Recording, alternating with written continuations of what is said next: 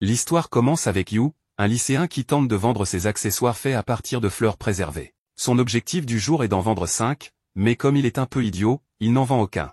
Il retourne, découragé, dans la salle de science où il fabrique ses fleurs, et y trouve une mignonne waifu qui l'attend. La mystérieuse fille lui dit qu'il ne devrait pas laisser la boutique sans surveillance, car des filles sont passées plus tôt, mais il n'y avait personne pour leur vendre quoi que ce soit. Sur un ton dramatique, Yu répond que même s'il avait été là, il n'aurait rien vendu. Cependant, elle lui annonce que 15 filles ont en réalité acheté 27 articles. Il est surpris par une telle vente, mais, étant timide, il est gêné de parler avec des waifus.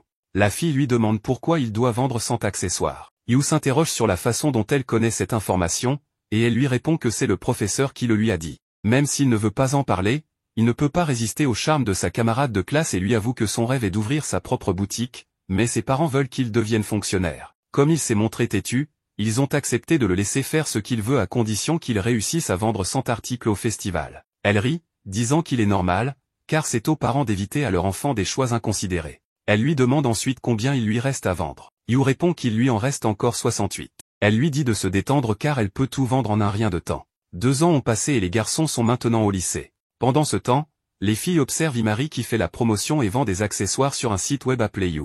Après avoir écoulé toute sa marchandise au festival, Yu vend maintenant ses produits en ligne, dont il fait la pub via l'entreprise familiale, puisqu'il ne peut pas encore ouvrir sa propre entreprise. Il passe donc ses après-midi dans le labo à fabriquer des porte-clés. Même si tout le monde trouve ça étrange, il aime travailler seul. Mais il n'est pas tout à fait seul, car Imari vient souvent le surprendre. Elle s'approche de lui et lui dit de laisser le travail pour plus tard, ajoutant qu'elle a vu ses yeux briller et que c'est l'heure de fermer. Yu répond qu'il doit encore finir une paire de boucles d'oreilles, mais Imari s'accroche à son cou.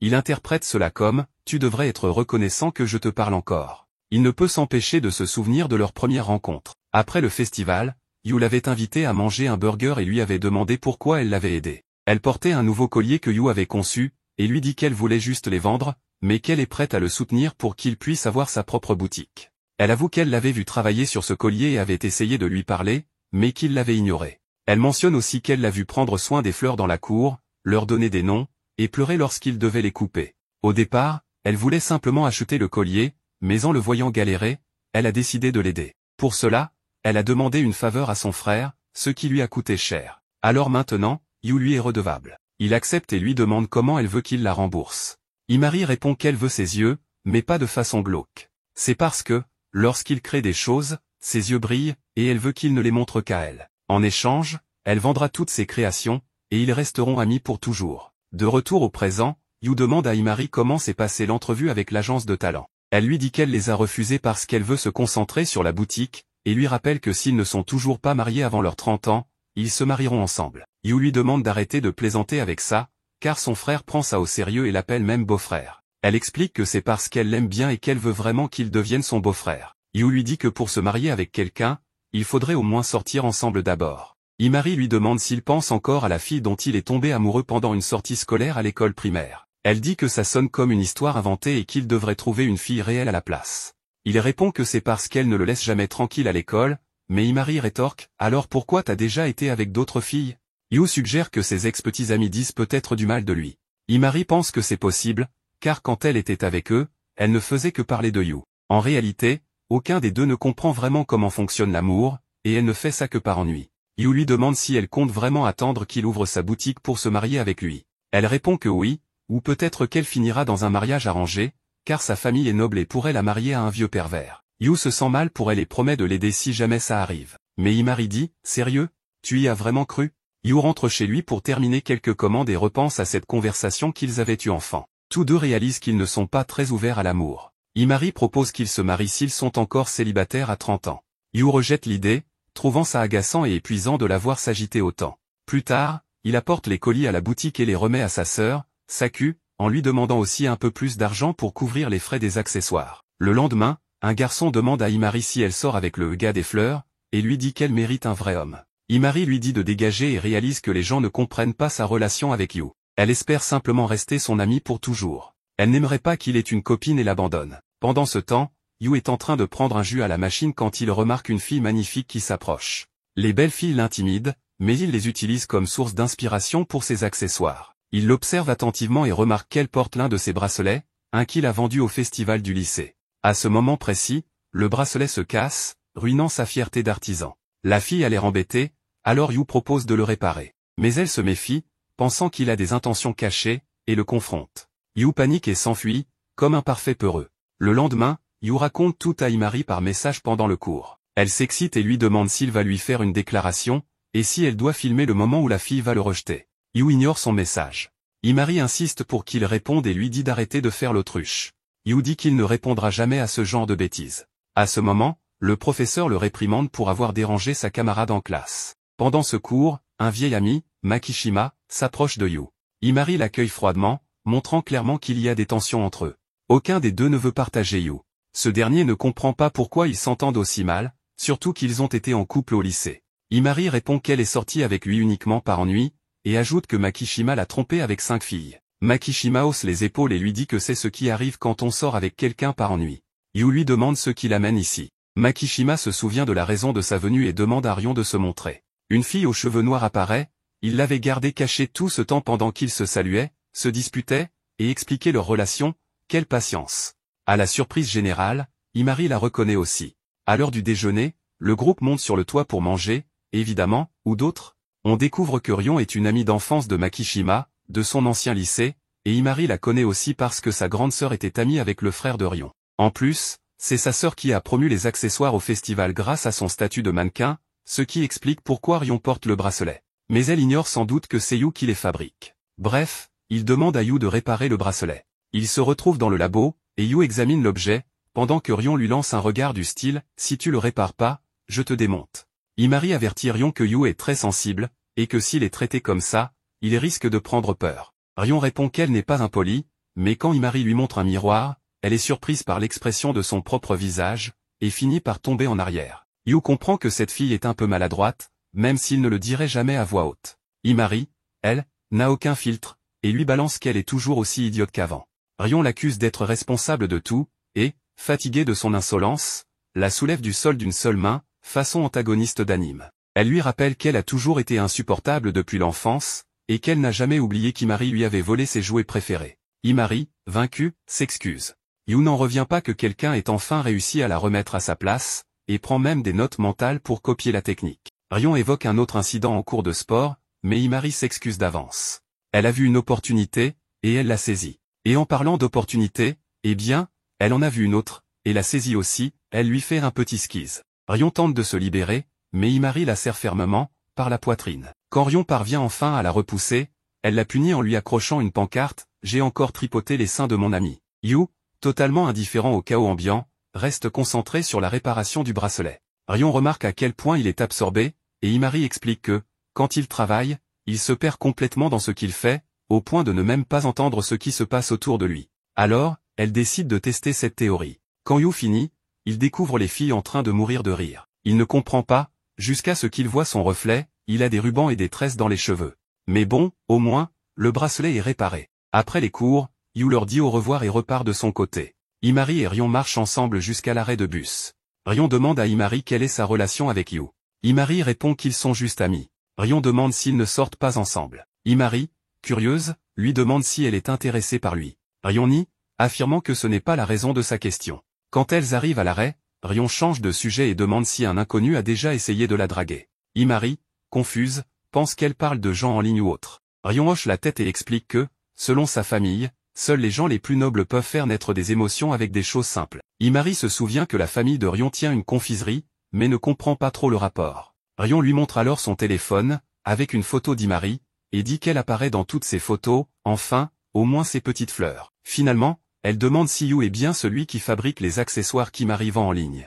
Imari réalise alors qu'elle a été arrogante de croire qu'elle était la seule à comprendre l'amour de Yu pour ses créations, et de croire que leur amitié était différente.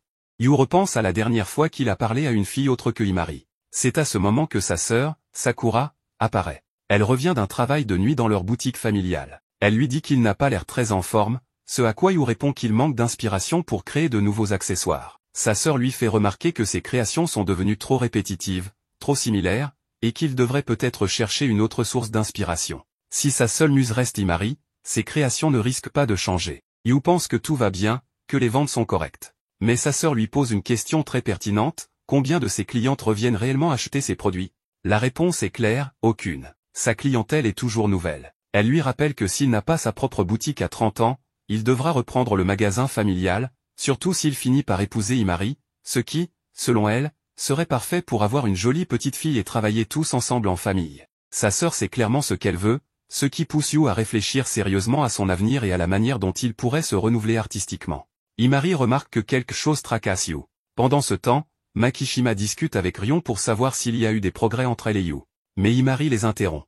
Rappelons que Imari et Makishima ne s'entendent pas très bien et passent leur temps à se chamailler. Elle réussit à faire partir Makishima pour pouvoir rester seule avec Rion et lui parler d'une idée qu'elle a en tête. De son côté, Yu s'occupe de ses fleurs, son seul moment de tranquillité dans cette période de doute. Imari vient le déranger en lui demandant ce qui ne va pas. Yu lui raconte alors la conversation qu'il a eue avec sa sœur. Imari lui donne raison, il devrait chercher une nouvelle inspiration pour ses créations, peut-être une autre fille. Il commence alors à discuter de l'amour, des expériences, de la difficulté à créer quelque chose quand on n'a aucune référence. Ni Yu ni Imari n'ont vécu de véritables relations amoureuses. Imari affirme qu'elle sait plus ou moins ce que c'est, parce qu'on lui fait souvent des déclarations, mais en réalité, elle rejette tout le monde. Ils sont donc tous les deux novices. Le sujet du premier baiser est abordé. Yu n'a jamais embrassé personne, et sans expérience, difficile de s'inspirer du thème de l'amour pour ses accessoires, même si c'est un sujet très vendeur, surtout auprès des filles. Alors Imari lui propose un baiser. Elle dit que ce ne serait pas bien différent que de se tenir la main. Elle lui prend la main pour lui montrer que ce n'est que du contact peau contre peau.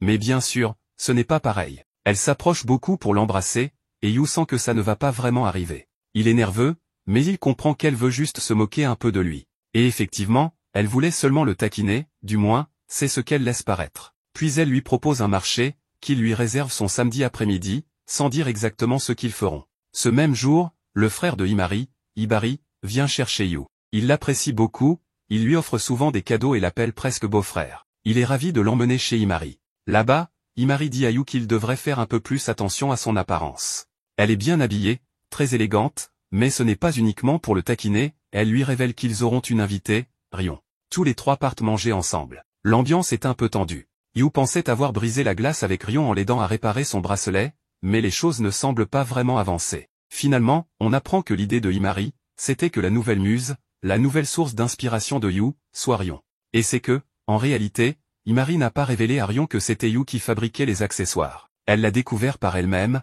mais elle en avait déjà parlé avec Imari et elle était d'accord. Évidemment, Yu est surpris par cela, mais il voulait vraiment le faire, car il cherchait un moyen de la remercier et de compenser tout ce qu'elle avait fait pour lui. Même si l'ambiance reste un peu tendue entre Yu et Rion, surtout parce qu'ils sont tous les deux très timides, Imari fait remarquer que si elle ne les pousse pas un peu, ils n'iront nulle part, même si elle ne veut pas préciser ce qu'elle entend par là. Ensuite, ils vont acheter quelques accessoires. Là, Rion peut voir à quel point Yu change complètement dès qu'il s'agit de choisir des accessoires, il est passionné, regarde les couleurs, imagine déjà des idées pour ses futurs travaux. À un moment, Imari demande à Yu de mettre un pendentif autour du cou de Rion. Cette dernière dit qu'elle n'a aucun problème à ce que Yu le fasse, mais Imari en profite pour les taquiner, ce qui fait rougir Rion jusqu'aux oreilles. En retour, Imari reçoit une petite prise par le cou, une forme douce de représailles pour cette blague. Puis, ils vont dans un magasin de fleurs, où Yu et Rion se baladent ensemble, regardant les fleurs et commencent à parler plus librement. À ce moment, Yu lui propose peut-être d'être sa nouvelle modèle pour créer des accessoires, car beaucoup d'idées lui viennent à l'esprit rien qu'en la regardant. Imari lui dit qu'elle lui avait déjà dit que Rion était très jolie, puis prétexte vouloir acheter quelque chose, mais en réalité, elle veut les laisser seuls pour qu'ils puissent discuter tranquillement. Yu commence à discuter avec Rion et lui demande depuis quand elle connaît Imari. Elle explique qu'elles se sont connues à l'école primaire, qu'elles étaient plus ou moins amies, mais qu'en fait, tout a commencé quand la mère de Rion a apporté un gâteau chez Imari. Sa mère lui avait même dit, essaie de devenir son amie, car Imari lisait tranquillement seule à cette époque, très différente de la personne qu'on connaît aujourd'hui. Yu demande à Rion quel type d'accessoire elle aimerait ou avec quelle fleur. Puisqu'elle est la modèle, elle devrait choisir cette fois. Elle répond qu'elle aimerait une grande fleur, ce qui donne à Yu l'idée d'utiliser un tulipe, car elles sont toujours différentes. À un moment, Yu s'interrompt alors qu'il parle des fleurs et de sa passion, car il se sent un peu ennuyant. Il explique que comme il n'a jamais aimé le baseball ou le foot, il n'avait pas d'amis et tout le monde disait qu'il était ennuyeux. Rion, bien sûr, n'est pas d'accord. Ce qui l'intéresse, c'est de savoir pourquoi il aime autant les fleurs. Yu, un peu gêné, finit par raconter qu'il y a longtemps, à l'école primaire, il est allé dans un jardin botanique avec sa famille, où il a rencontré une petite fille perdue. Il l'a aidé à retrouver sa mère, mais avant ça, ils ont fait le tour du jardin, admirant les fleurs jusqu'à arriver au hibiscus. Yu a même utilisé son argent de poche pour lui en acheter un. Elle avait dit que ce serait pour se souvenir de lui et qu'elle le porterait toujours dans ses cheveux. Yu ajoute que bien sûr, l'hibiscus a sûrement fané, mais depuis ce jour-là, il s'est intéressé aux fleurs, à comment les préserver, à faire en sorte qu'elles durent, peut-être pour toujours. Et il se trouve que cette fille, c'était justement Rion. Elle s'en souvient parce qu'il lui avait dit que la fleur rouge d'hibiscus ressemblait à la couleur de ses cheveux. Elle n'aimait pas ses cheveux à l'époque, mais depuis ce compliment, son regard a changé. C'est donc un moment de retrouvailles inattendu pour Yu, et cela le marque profondément. L'hibiscus représente la beauté délicate et un nouvel amour. Mais Imari est troublée par tout ça. Elle n'était pas vraiment partie pour acheter quelque chose, elle les a laissés seuls exprès. Elle pense que tout cela est le destin. Elle a toujours voulu être aux côtés de Yu, tant qu'il ne connaissait personne qui le comprenne vraiment. Mais après avoir parlé avec Rion, elle s'est rendue compte que ces deux-là se connaissaient depuis bien plus longtemps, et que Rion le cherchait. Alors, Imari a décidé de les soutenir, pour qu'ils puissent être ensemble. Mais elle n'avait jamais vu ce regard dans les yeux de Yu, et maintenant, elle ne peut plus revenir en arrière, même si quelque chose la dérange profondément. 2 jours se sont écoulés, et Yu retourne à l'école après 2 nuits blanches, encore sous le choc de découvrir que Rion est son amour d'enfance. Il tente de joindre Imari pour lui en parler, mais elle lit ses messages sans jamais répondre. Soudain, elle apparaît derrière lui. Il lui demande ce qu'elle a fait pendant le week-end, mais elle reste distante et silencieuse. Il tente alors de relancer la conversation, lui demandant si elle compte continuer à l'éviter. Imari fait comme si de rien n'était, prétendant ne pas comprendre de quoi il parle. Agacée, Yu la poursuit en lui demandant des explications sur son comportement étrange.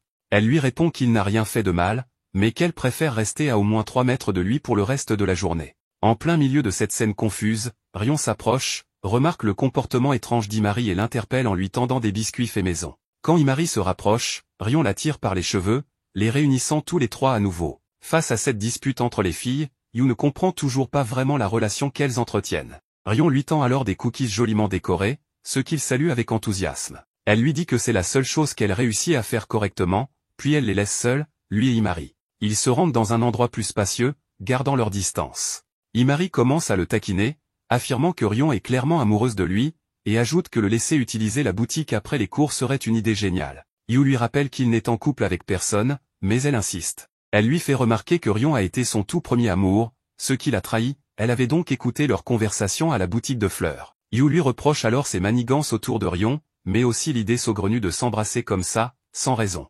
Imari prétend que c'est lui qui dit des choses étranges, mais il insiste, il ne fait que répéter ce qu'elle-même dit. Concernant Rion, il précise qu'il n'y a rien entre eux. Même si elle a été son premier amour, cela ne veut probablement plus rien dire aujourd'hui, et parler de ce genre de choses devant elle ne fait que compliquer les choses.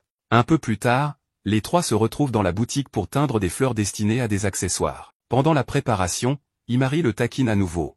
Yu explique à Rion que ce travail prend plus de temps quand sa coéquipière ne cesse de le déranger. Imari rétorque qu'il rejette toute la faute sur elle, alors qu'en privé, il ne se plaint jamais, au contraire, il se rapproche même d'elle. Elle ajoute qu'il ne l'a jamais vraiment regardée avant, et que maintenant qu'une autre fille s'intéresse à lui, il agit différemment. Yu lui demande de ne pas dire ce genre de choses, car cela pourrait faire croire à Rion qu'il se passe vraiment quelque chose entre eux. Mais au lieu de s'arrêter, Imari s'approche et lui demande s'ils se seraient embrassés si Rion n'avait pas été là. Rion, blessé, quitte la pièce sans un mot. Yu essaie de la rattraper, mais elle s'en va, gênée, les laissant seuls. Imari s'allonge sur la table et éclate de rire, puis demande à Yu de l'aider à se relever. Quand il lui tend la main, il trébuche et tombe sur elle. Imari en profite pour dire que, de toute façon, Rion pense déjà qu'ils font ce genre de choses.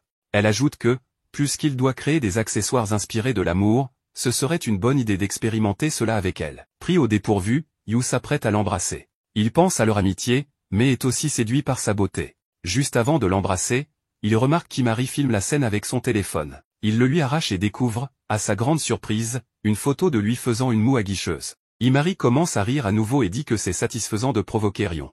En entendant cela, Yu précise qu'il n'y a pas de problème à plaisanter avec lui, mais demande à Imari de laisser Rion en dehors de ça. Imari se retourne alors et commence à mal parler de lui, le traitant d'otaku des fleurs et disant que Yu aurait pu l'embrasser à ce moment-là. En entendant tout ça, Yu s'énerve mais Imari quitte simplement la pièce, le traitant d'hystérique. En sortant, Yu croise Makishima, qui lui parle de sa popularité auprès des filles. Makishima intervient alors et demande jusqu'où il est allé avec Rion, disant qu'elle est comme un repas 5 étoiles, en plus d'être très belle, elle lui a même apporté des cookies faits maison. En entendant Makishima parler de Rion de cette façon, Yu lui demande d'arrêter de parler ainsi de son ami d'enfance. Mais Makishima continue, disant que Rion a trouvé son prince charmant, en l'occurrence Yu, sauf que ce prince est totalement incompétent. Malgré ça, il pense qu'elle l'aime justement pour ça, car elle a un goût horrible pour les hommes. Yu, agacé, dit à Makishima de rester en dehors de cette histoire entre lui et Rion, car il a déjà assez de soucis, surtout avec les bizarreries de Himari. Curieux, Makishima demande à Yu d'expliquer ses bizarreries. Yu dit que Himari se rapproche de plus en plus de lui. Même si elle a toujours été collante, elle fait encore plus d'efforts qu'avant. Intrigué, Makishima décide d'enquêter sur ce que pense réellement Himari. Un peu plus tard, Yu termine la teinture de ses fleurs et appelle Rion pour les voir. Himari observe les deux de loin, disant qu'ils agissent déjà comme un couple. Puis, elle change brusquement de sujet et commence la séance photo prévue avec Rion. Pendant le travail, Himari reste derrière Yu en disant qu'il va sûrement prendre des photos sexy de Rion.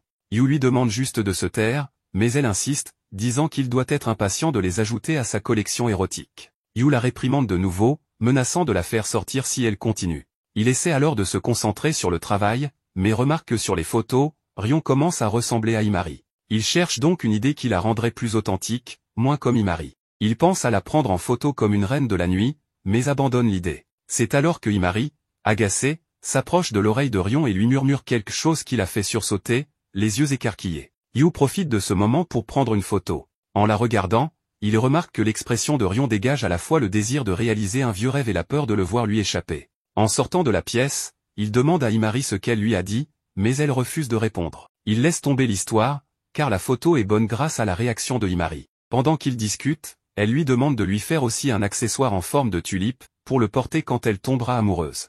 En la voyant demander ça d'un air sincère, Yu ressent un moment le désir de la garder pour lui, mais il rejette rapidement cette pensée en se disant qu'ils sont juste amis.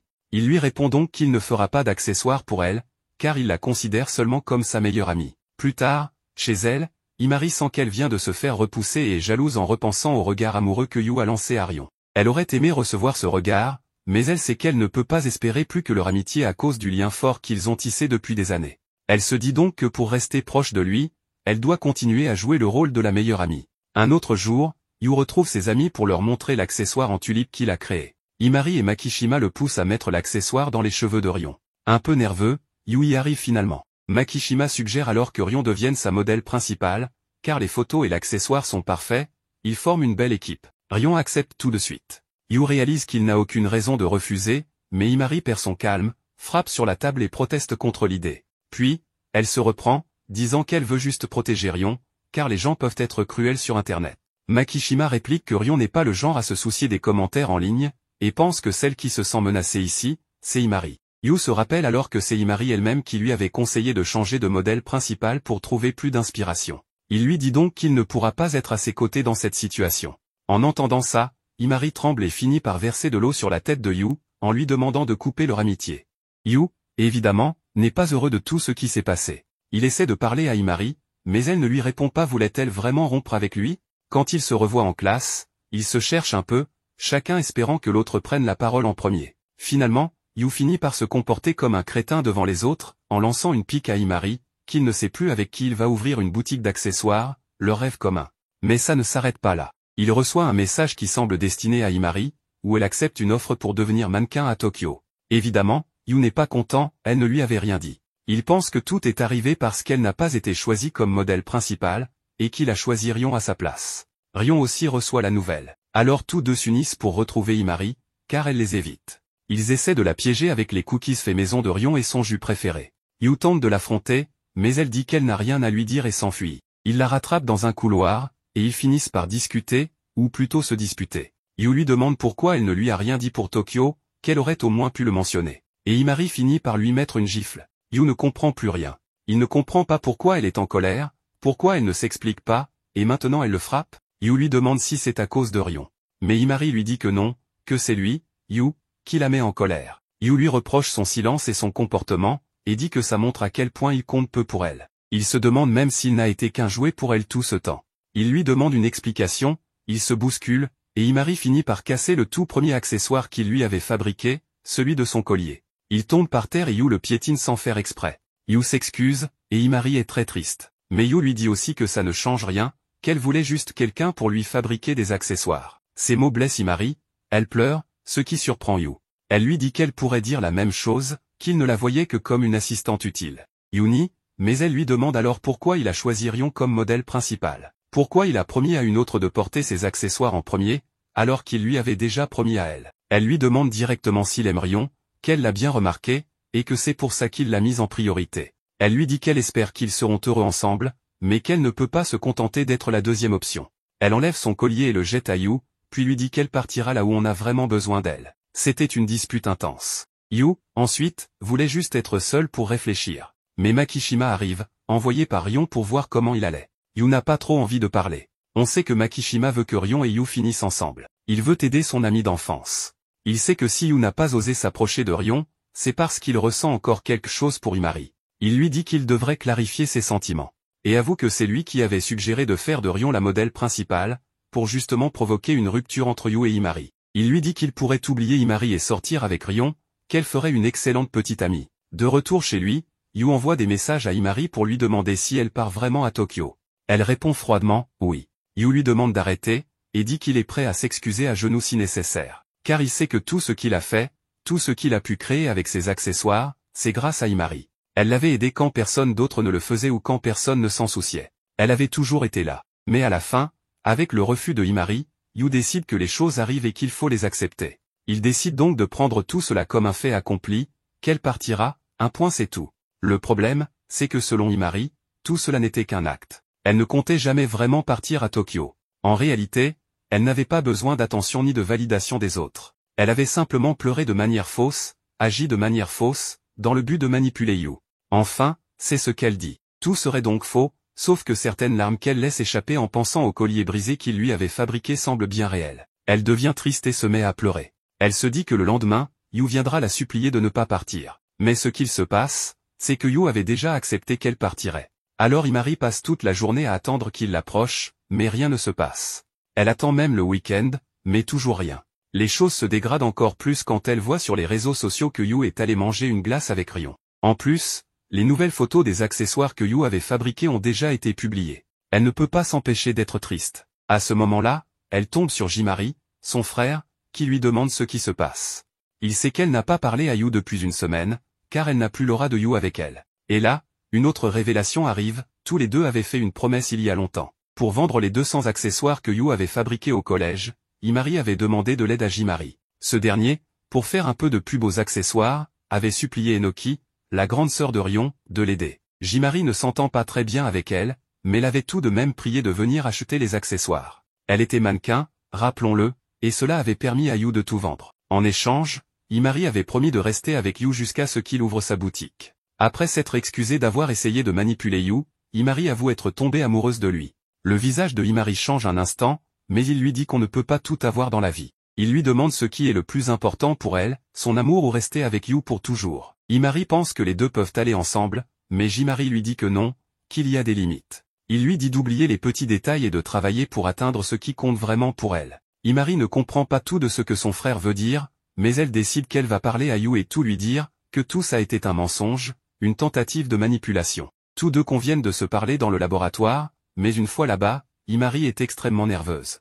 Yu aussi voulait lui parler, alors elle lui demande de commencer. Le protagoniste s'approche et lui tend ceci, une lettre pour se désinscrire de l'école. Mais en réalité, ce n'était pas vraiment ce qu'il voulait lui donner. Ne pouvant plus changer de sujet, il lui annonce qu'il prévoit bien de quitter l'école pour partir à Tokyo avec elle. Imari, choqué, lui dit de ne pas être aussi idiot. Elle lui demande pourquoi, et il lui explique que Shinji lui avait conseillé de décider ce qui était le plus important dans sa vie. Et oui, il a choisi, c'est elle. Yu ajoute qu'il devra voir comment il réussira à gagner sa vie là-bas, mais l'important est qu'ils seront ensemble. Imari lui demande d'attendre un peu, car déménager sans sécurité financière est très risqué. De plus, s'il travaille, il n'aura plus de temps pour créer ses accessoires. Yu lui dit que ses accessoires n'ont pas de valeur sans elle. Yu lui demande alors s'il a de la valeur pour elle, même s'il ne peut plus créer d'accessoires. Imari reste silencieuse, mais dans sa tête, elle répond que oui, qu'il compte énormément pour elle car elle adore faire plein de choses avec lui. Finalement, elle lui avoue qu'elle ne partira pas,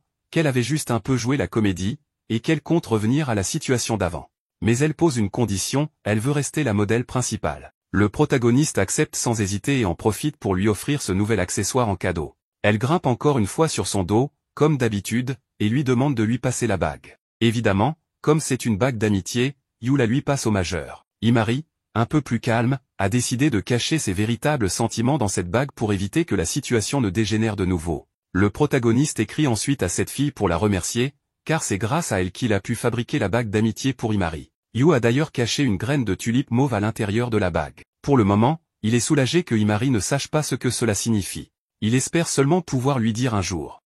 On revient un peu en arrière et on voit que Yu a toujours aimé les jolies choses, les arcs-en-ciel, les films romantiques, ce genre de trucs. Mais ce qu'il aime le plus, ce sont les fleurs. Il rêve même d'avoir un jour sa propre boutique où il pourra les cultiver. En sortant vite de cours, il tombe sur Himari, qui l'attendait juste devant.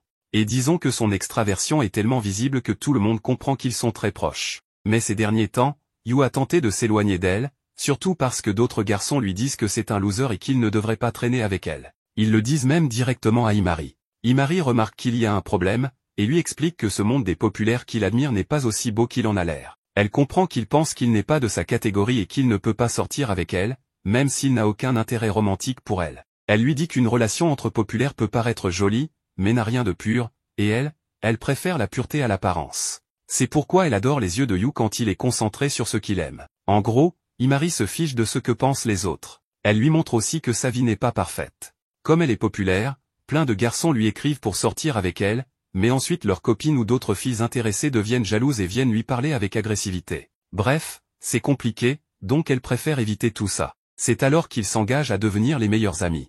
Yu le dit même à voix haute, et Himari, qui adore plaisanter, filme tout ça pour le taquiner. Même si elle lui fait promettre qu'il ne tombera jamais amoureux d'elle. Juste après, elle lui propose qu'ils sortent ensemble et qu'ils quittent la classe main dans la main pour que tout le monde les voie. Évidemment, ça peut prêter à confusion, et elle-même ne semble pas trop savoir ce qu'elle veut. Retour au présent, Himari revient, et comme ils se sont réconciliés, ils recommencent à traîner et à plaisanter ensemble. Yu tombe toujours dans le panneau desquels flirte un peu trop ou propose de sortir. Cette fois, il essaie de retourner la situation, il la prend par les épaules et lui dit qu'ils devraient sortir ensemble. Mais Himari ne semble pas impressionnée, elle trouve ça pas convaincant. Pourtant, on comprend que ça a marché, parce qu'elle doit aller se passer de l'eau sur le visage après, tellement ça l'a troublée. On voit aussi qu'elle a mis la bague non pas à la main, mais accrochée à son collier à la place de l'ancien pendentif. Elle dit que porter une bague, c'est peut-être un peu trop pour aller en cours. Puis un des profs de Yu l'appelle dans son bureau. Il raconte tout à Himari, lui expliquant qu'il a ramassé une feuille blanche lors de l'examen. En réalité, il n'a pas laissé sa copie blanche, mais il a très peu répondu. Du coup, on lui donne une seconde chance, repasser tous ses examens dimanche. Il devra tous les réussir pour qu'on lui pardonne l'échec initial. C'est difficile, il devra étudier beaucoup. Mais Himari lui propose son aide. Et si Yu n'a pas été concentré la première fois, c'est parce qu'il a passé tout son temps à fabriquer l'accessoire de Himari, la bague. C'est là qu'il a mis toute son énergie. Mais il y a deux choses que Himari ne lui avait pas dites. D'abord, les gens ont découvert que c'est lui l'artisan derrière la page YouFlowers. Ensuite, elle s'est disputée avec Rion, qui ne veut plus lui parler. Elle lui avoue la première chose. Yu n'en fait pas tout un plat, de toute façon, il n'avait même pas flouté son visage sur les photos qu'il postait sur ses réseaux sociaux. Donc ça ne le gêne pas. Celle qui est gênée, c'est Himari, parce que maintenant toutes les filles vont savoir que c'est lui l'artisan, et elles vont s'intéresser à lui. Elle a peur que ça recommence comme avec Rion, que d'autres filles veuillent devenir ses modèles principales, et que les problèmes reprennent. Alors pour la rassurer, Yu s'approche d'elle et lui dit que tant qu'elle portera la bague qu'il lui a offerte, elle restera son modèle numéro 1. Il le dit avec un tel sérieux que Himari, trop nerveuse, le gifle instinctivement. Mais ce qu'il ne savait pas, c'est que Rion avait tout entendu, et elle les regarde avec des yeux de cadavre dont elle ne se débarrassera pas de sitôt. La question était de savoir combien il avait entendu, pas mal, en réalité. Et clairement, il y a des tensions, car beaucoup de choses se sont passées sans avoir été discutées. Yu et Himari savent tous les deux qu'ils ont un problème non résolu avec Rion. Himari ne cesse de penser que ce sera un problème si les gens découvrent qu'il est l'artisan qui fabrique ces magnifiques accessoires. Il ne peut pas laisser d'autres filles s'approcher de lui, elle sera sa meilleure amie. Alors, elle se rend sur le toit pour parler à Makishima, car c'est lui qui a divulgué cette information. Il le fait exprès, car cela fait partie de son plan pour que Yu reste avec son ami d'enfance. Et bien sûr, c'est une déclaration de guerre, une déclaration qu'il avait déjà faite à Himari en lui disant que si elle voulait vraiment que Yu reste avec elle, pour l'avoir entièrement à elle, elle aurait dû partir pour Tokyo. Après tout, Yu lui avait lui-même demandé de l'accompagner, mais elle avait refusé. Makishima lui a aussi dit qu'elle n'était pas une menace pour eux, alors évidemment, les choses vont se compliquer pour Himari. Ce ne sera pas du tout facile. Après cela, Himari et Yu se rendent chez elle pour qu'elle l'aide à étudier. Dans le bus, Yu se souvient qu'un an s'est écoulé depuis sa dernière visite. À l'époque, quand ils avaient commencé leur première année, le grand-père de Himari avait affiché un grand panneau de félicitations pour sa petite-fille et son petit-fils par alliance. Oui, toutes ces familles veulent que Himari finisse avec Yu.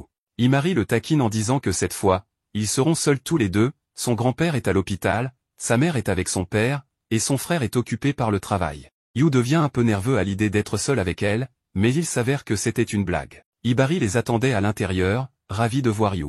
Il a même repoussé son propre travail pour aider Yu à étudier, pas seulement pour les examens à venir, mais pour tout le lycée, afin qu'il n'ait plus jamais besoin d'étudier et puisse se concentrer sur la fabrication de ses beaux accessoires. Hibari adore Yu et est ravi de l'aider. Tout cela faisait partie du plan de Himari pour donner un peu de temps libre à son frère au lieu de ne faire que travailler. Elle a en quelque sorte utilisé Yu pour ça. Maintenant, Yu n'a d'autre choix que de rester avec Hibari et d'étudier autant que possible. Himari, elle, a réussi à s'échapper juste à temps. Après cette longue journée d'études, Himari emmène Yu se laver. Il la regarde et la trouve magnifique, se demandant quels accessoires lui iraient bien. Himari remarque son regard et lui demande s'il la mate. Yu détourne les yeux, mais elle lui fait remarquer, d'un ton espiègle, qu'elle ne lui a jamais dit d'arrêter, flirtant à nouveau avec lui. Ils arrivent au bain, qui ressemble à une source thermale typique d'un hôtel. Himari entre alors que Yu est nu et le taquine. Il se couvre rapidement, aucune fille ne l'a jamais vu comme ça auparavant. Himari en profite et lui demande s'il veut qu'elle lui frotte le dos ou l'aide à se laver, puisqu'elle n'a pas pu l'aider à étudier. Yu, embarrassée, accepte. Himari est surprise par sa réponse. Elle sort en lui disant de regarder ailleurs pendant qu'elle se change, bien que, pour lui frotter le dos, elle n'ait pas besoin d'être nue. Yu obéit, ferme les yeux et sent quelqu'un lui frotter le dos, sauf que ce n'est pas Himari, c'est Hibari. C'est une autre de ses farces, bien qu'elle soit un peu troublée après que Yu ait accepté qu'elle l'aide à se laver. Hibari parle à Yu de manière plus intime, disant qu'elle est contente qu'ils se soient réconciliés. Elle sait tout ce qui s'est passé et est heureuse que Himari se soit excusé. Mais là, la grande révélation tombe, Himari ne s'est jamais excusé, c'est Yu qui l'a fait, car il pensait que c'était de sa faute. Hibari se met en colère et exige de connaître toute l'histoire. Plus tard, Himari est perdue dans ses pensées à propos de tout ce qui s'est passé ce jour-là. L'amour est épuisant, mais elle adore ça. Elle s'attend à ce que Yu vienne dans sa chambre, mais c'est Hibari qui arrive pour l'affronter. Le lendemain, dans la voiture de Hibari en route pour l'école, celle-ci aide Yu à étudier tandis que Himari pleure pendant tout le trajet, elle a eu ce qu'elle méritait pour ne pas avoir dit la vérité à Yu. À leur arrivée, ils tombent sur Rion, qui les observe d'un regard vide, remarquant qu'ils sont venus dans la même voiture. Yu panique et explique qu'il ne s'est rien passé, il était juste chez Himari pour étudier car il doit repasser des examens. Rion, à peine attentive, déclare qu'elle aussi passera la nuit chez lui, laissant Yu et Himari perplexes. Yu ne sait pas vraiment quoi faire, car Rion est très intéressé à aller chez Himari et passer la nuit pour étudier, parce qu'au final, c'était pour ça que Himari et Yu étaient allés chez elle. Mais il est clair que Himari ne peut pas l'emmener chez elle, parce qu'elle est la sœur de Rion, cette mannequin que Himari et son frère détestent, donc elle ne peut pas mettre un pied dans la maison. Malgré tout, Rion est très excité et parle autant à Himari qu'à Yu de ce qu'elle doit apporter. Yu essaie de lui faire comprendre qu'elle est dormir dans une maison où il y aura un garçon, sa mère est-elle au courant? Sa mère n'a pas de problème, car elle sait que Yu est un bon garçon. Tout explose quand Himari lui dit par message si elle espère que ce qui s'est passé la veille se répète, c'est-à-dire qu'elle l'a vu nu dans la salle de bain, et tout ça. Bien sûr, il dit que non, mais il le dit à haute voix, juste au milieu de la classe, et le professeur se fâche évidemment contre lui, surtout parce que c'est le même professeur qui lui a donné la possibilité de repasser tous ses examens. Après ça, deux filles qui avaient été dans la même classe que Yu il y a quelques années découvrent qu'il est Yu, celui du magasin d'accessoires. Elles sont ravies, elles veulent des accessoires, elles ont une amie qui en veut aussi, et tout cela parce que l'information a fuité. C'est là que Makishima intervient pour éloigner ces filles afin qu'elles arrêtent de harceler le pauvre Yu. En fin de compte, c'est lui qui a tout fait fuiter. D'un autre côté, Rion s'est à nouveau rapproché de Himari pour lui demander ce qu'elle doit apporter pour cette nuit, car elle est enchantée d'aller à cette session d'études. Himari lui explique que cela ne pourra pas avoir lieu, ce qui rend Rion très triste. Makishima, qui sait tout ce qui se passe, est fier de son amie d'enfance, car il ne savait pas qu'elle pouvait être aussi intense et claire sur ce qu'elle voulait. De plus, c'est lui qui lui a donné le conseil d'être plus assertive avec Yu, car le point faible de Yu, c'est que s'il se sent un peu pressé, il a tendance à accepter les choses. En plus, la mauvaise tête que Rion affichait ces derniers jours était due au fait qu'elle et Makishima les ont vus, Himari et Yu, si heureux ensemble, au moment où ils se sont enlacés, car il lui avait offert cette bague quand ils étaient redevenus amis. Même Makishima, qui a eu 5 petites amies en même temps, n'a jamais ressenti une telle intensité. Yu va devoir passer la nuit avec la fille qu'il aime et celle qui est amoureuse de lui. Comme toujours, Makishima n'est pas très doué pour donner des solutions, et tout empire quand Himari rencontre Yu et lui dit que cette nuit d'études ne sera pas chez elle, évidemment, car elle ne pouvait pas emmener Rion chez elle, mais qu'ils peuvent le faire chez Yu. Après ça, Yu doit courir rapidement chez lui pour tout ranger et préparer l'arrivée des filles. La première à arriver est Rion, qui arrive très jolie, évidemment en vêtements de ville, plus avec son uniforme, et elle porte aussi la barrette que Yu lui a offerte. Rion est très heureuse, car ils sont seuls tous les deux, parce que sa sœur et sa famille travaillent dans le magasin en face de chez lui. Ce que Rion cherche le plus dans la chambre de Yu, ce sont les fleurs, car il travaille avec tout ça, mais elle n'en voit aucune. Yu lui dit qu'il les a, bien sûr, très bien entretenues, ouvre un placard, et elles y sont toutes. Il sort celles qui sont assez spéciales, qui ne sont pas considérées comme des fleurs, appelées sève de cerisier, qui sentent très bon, et qu'il sort généralement quand il étudie ou travaille. Rion est enchanté par ça, elle se met à étudier et lui demande si elle peut vraiment l'aider à étudier. Rion est très intelligente, elle est deuxième de sa classe, en plus d'avoir eu des 10 dans beaucoup de matières, et celui qui est premier n'est autre que Makishima, qui, je ne sais pas quand il trouve le temps d'étudier s'il a généralement 5 petites amies à la fois. Les choses deviennent un peu intenses, surtout avec Yu qui ne peut s'empêcher de trop regarder Rion et décide d'aller préparer un thé. Il laisse donc Rion seul dans sa chambre, espérant que Himari arrive bientôt pour pouvoir contrôler tout ce qui se passe.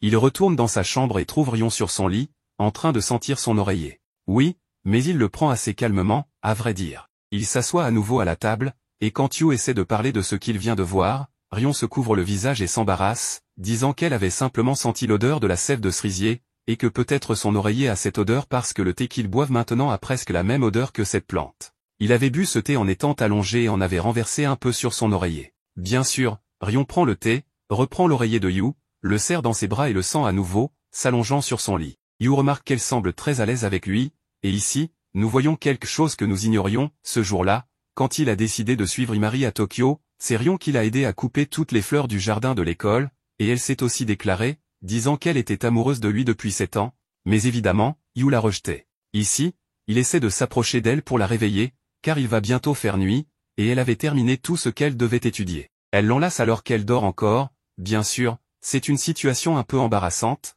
mais ça empire quand Himari et sa sœur Sakura entrent par la porte. Sa sœur Sakura lui demande ce qu'il fait en ramenant des filles dans sa maison, dans sa chambre, alors qu'il a une fille aussi adorable que Himari. Mais après, tout peut s'expliquer, ce n'était pas de sa faute. Sakura découvre que Rion est la sœur d'Enomoto, qui s'avère être aussi son amie, elle s'était même retrouvée pour le nouvel an. Himari, évidemment, est surprise, car son frère est censé détester la sœur de Rion, mais Sakura dit qu'il aime cacher ses points faibles. Après ça, Sakura s'en va et s'excuse pour son comportement, mais Rion trouve qu'elle est une bonne sœur. Ici, nous avons un moment clé, il est révélé pourquoi les choses étaient bizarres entre Rion et Himari, car Rion lui avait dit qu'elle ne voulait plus lui parler, mais elle avait tout oublié quand elle était heureuse à l'idée d'avoir une nuit d'études. Il est aussi révélé qu'elle s'est déclarée 4 fois à Yu, et Himari est surprise par cela, mais elle n'a pas à s'inquiéter, car Yu l'a rejetée à chaque fois. Mais elle est là comme si de rien n'était, ce n'est pas gênant pour Rion, car elle a décidé d'aller de l'avant et de les soutenir tous les deux.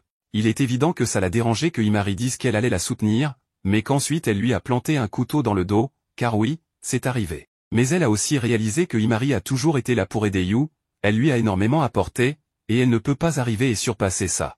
Himari a été absente pendant 7 ans, donc elle doit y aller doucement, parler avec lui, l'aider, et être aussi un atout dans son travail de création d'accessoires, ce pourquoi Himari a réussi à devenir son modèle principal, et elle a raison. De plus, Rion est heureuse quand Himari laisse échapper que Rion avait été l'amour d'enfance de Yu, lui donnant ainsi plus de possibilités de se faire des illusions. Malgré tout, Yu lui dit que, même si elle a été son amour d'enfance, maintenant, il ne ressent plus la même chose, évidemment, les choses ont changé. Mais Rion veut être la première pour les deux, la première pour Yu et la première pour Himari, être sa meilleure amie, et elle va aussi s'inscrire à un cours de vente, donc elle veut aider avec tout ça, avec les accessoires que Yu fait, avec sa boutique. Ici, une équipe très étrange se forme, mais quelque chose de mauvais aurait pu sortir de tout ça, et ce n'est pas le cas, quelque chose de bon en est sorti. Celui qui critique Himari pour tout ce qui s'est passé, c'est Hibari, car elle a laissé entrer son ennemi dans l'équipe de travail, et il lui reproche aussi que Rion est beaucoup plus habile qu'elle n'est pas une menteuse,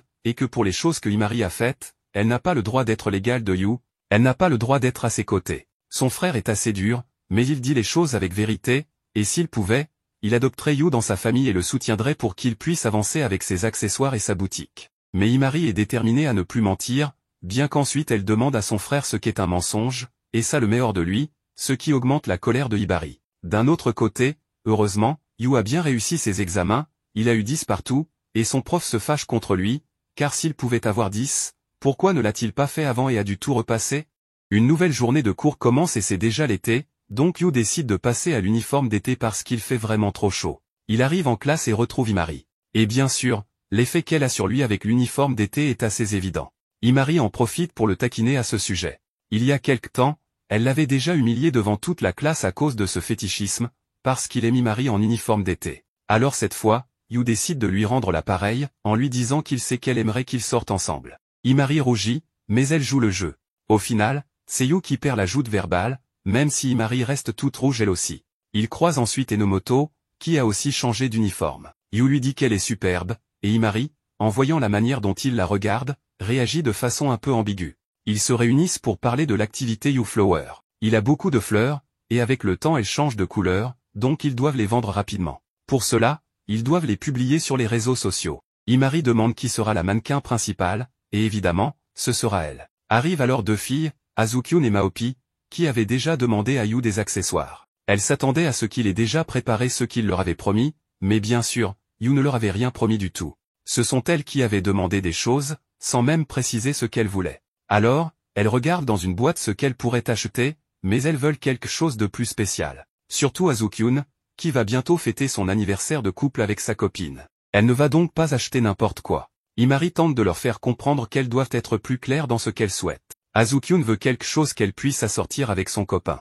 Ils comprennent que les choses se passent un peu différemment, donc Yu n'a pas d'autre choix que d'accepter ce travail. La discussion avec ses deux associés tourne autour du fait que la majorité de ses clients ne sont pas du lycée, donc ils peuvent facturer plus cher. Peut-être que ces accessoires sont trop coûteux pour de simples lycéens. Et puis Yu a vu dans le couple Azukyun et son copain un amour plus tranquille, quelque chose tourné vers l'avenir. Donc, pour leur accessoire, il pense utiliser quelque chose de plus sobre, le cornouiller japonais, qui semble être une plante de grands-parents selon Imari, mais l'aura du couple pousse Yu à penser que c'est le bon choix. Plus tard, les accessoires sont prêts. Le copain d'Azukyun n'était pas très partant pour porter un accessoire, car il n'en avait pas l'habitude. Mais ils étaient tellement jolis, et sa copine était si contente qu'il a fini par accepter. Les accessoires étaient magnifiques. Le bouche-à-oreille commence alors, et plein de gens se mettent à acheter ou demander des accessoires à Yu. Ce n'est pas seulement grâce à Azukyun et Maopi, qui sont très populaires et dont la réputation est très utile. Il s'est aussi répandu la rumeur que les accessoires de Yu permettaient aux garçons de tomber amoureux des filles. Oui, ce genre de rumeur typique de ce type de situation. Yu parle alors à Maopi et Azukyun pour qu'elles arrêtent un peu la promotion, mais elles étaient trop contentes de le faire. Peut-être même qu'elles exagéraient un peu, ce qui pourrait poser problème à l'avenir. Yu a besoin d'espace pour travailler, car il a été très occupé ces derniers temps. Imari lui dit qu'il peut se reposer un moment, lorsqu'ils se retrouvent seuls tous les deux. Elle lui offre ses genoux pour qu'il puisse s'y allonger, et il accepte, même s'il sent qu'il aurait dû refuser. Dans ce moment d'intimité, Yu lui demande si, à un moment, elle lui avait demandé un accessoire d'amour, comme celui qu'il avait fait pour Enomoto, et il se demande pourquoi elle l'avait fait. Imari a de mauvaises expériences en amour, surtout avec Makishima, avec qui elle est sortie, et qui avait eu des problèmes avec ses autres copines au collège. Imari dit que oui, qu'elle lui avait simplement demandé parce qu'elle avait aimé comment cela allait à Enomoto. Yu pense alors qu'elle pourrait être amoureuse de quelqu'un. Il pensait que voir sa meilleure amie avec un petit copain ne le dérangerait pas. Mais maintenant, il veut qu'elle reste uniquement avec lui.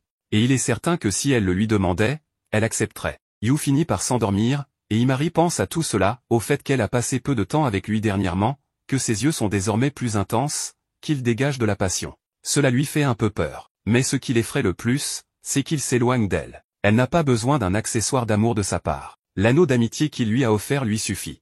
Elle pense que si quelqu'un lui demandait si elle voulait redevenir simplement sa meilleure amie sans être amoureuse de lui, elle répondrait non.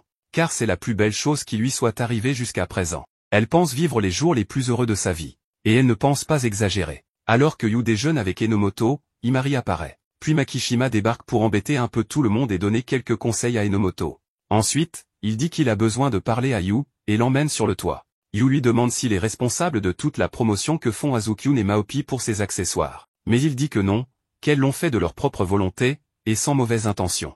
Mais ce 100% peut devenir 200% de quelque chose de mauvais. Il conseille donc à Yu d'être prudent. Il s'excuse à l'avance pour ce qui pourrait arriver, car c'est lui qui a divulgué qu'il faisait ses accessoires. Yu ne comprend pas très bien au début, mais il finira par comprendre ce que voulait dire Makishima. En effet, un de ses professeurs est venu lui parler pour savoir s'il avait fabriqué un de ses accessoires. Il s'avère qu'un parent d'élève s'était plaint, affirmant que sa fille avait été forcée d'acheter un accessoire très cher. Yu explique que tous les accessoires sont faits sur commande, que le prix est discuté à l'avance, et que tout est en règle, car la vente passe par la boutique de sa famille. Le professeur comprend, mais lui conseille d'arrêter de vendre ou de prendre des commandes pour l'instant, jusqu'à ce que tout soit éclairci avec les autres enseignants, afin d'éviter tout problème. Évidemment, Imari et Enomoto sont furieuses en entendant cette nouvelle, car elles ne savent pas qui a bien pu faire ça.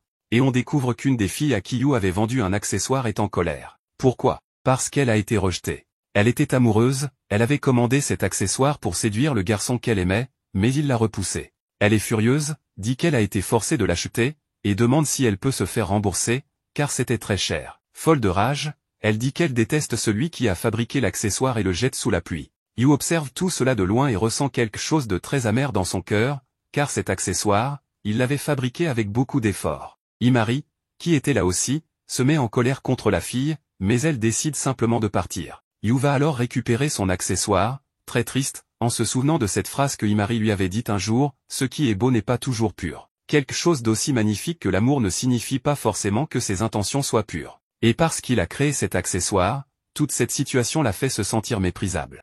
Le jour suivant, Sakura est convoquée à l'école pour discuter de l'incident impliquant les accessoires de Yu et les parents des élèves. Dès le départ, l'un des professeurs assure que Yu a le droit de fabriquer et de vendre ses accessoires tranquillement. Par conséquent, l'école n'a pas l'intention de le blâmer pour ce qui se passe. Cependant, le professeur demande à Sakura de donner une réponse flexible aux élèves qui réclament un remboursement pour les bijoux de Yu.